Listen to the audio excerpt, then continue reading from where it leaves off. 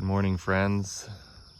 Lance Klessig here, and today it's August the 5th, and wanted to provide just an update of what our Milpa mix looks like, and again try to show the contrasting management here. It really has come a long way.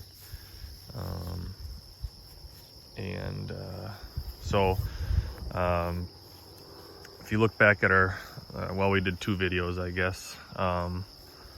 Let's see, this is all full tillage here, and you can see we have really nice expression, lots of diversity. And then when you get over here, you can see the foxglove patch. Sorry, foxtail. I'm thinking flowers. We have a wedding we're doing today with all the flowers. But so this is all drilled the same, but you can see the pressure, right? Here's some buckwheat that went to seed. And so let's see. History here is I worked this on the 20th of May.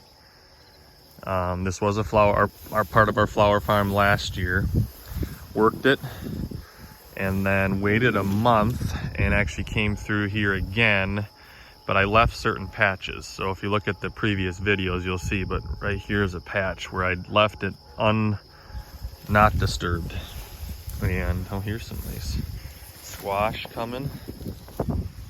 Our friend the Canadian thistle. There's a bunch of that, but look at the sunflowers there. So again, this is just starting to contrast the different management and how we do need to use tools, whether that's armor,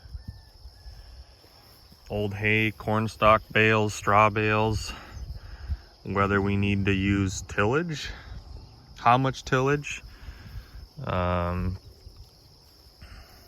so, or herbicide, you know, that's a very commonly used. But here you can see some of the differences, right? Here's another swath right straight towards the neighbor's shed that only got worked once.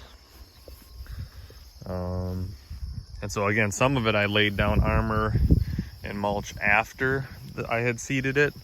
Most of it I laid down. Some of the rows of mulch, like over here, would have been, let's catch up to Rose, right after. So come on, Rose, let's go.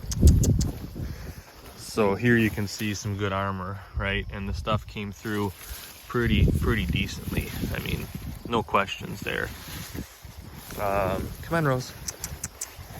Here's one that was on top, you know, after some of the stuff was up.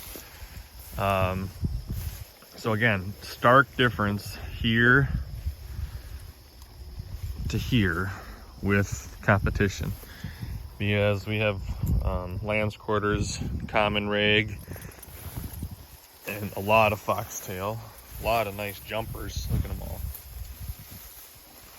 And yeah, so again, it's a learning experience. I'm just really thankful for the opportunity to work along companies and men. Here's a nice one. Look at this beautiful head. Like Keith Burns and Green Cover, but also more locally Albert Lee. Shout out to Teresa there, Pedretti, and their crew.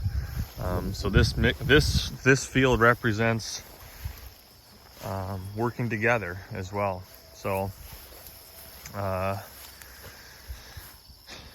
and why do I say that? It's because there's Milpa mix in here.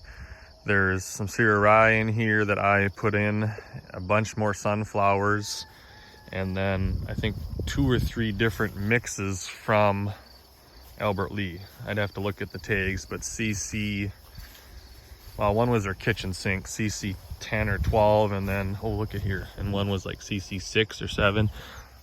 Here's sun hemp. Here's a vetch.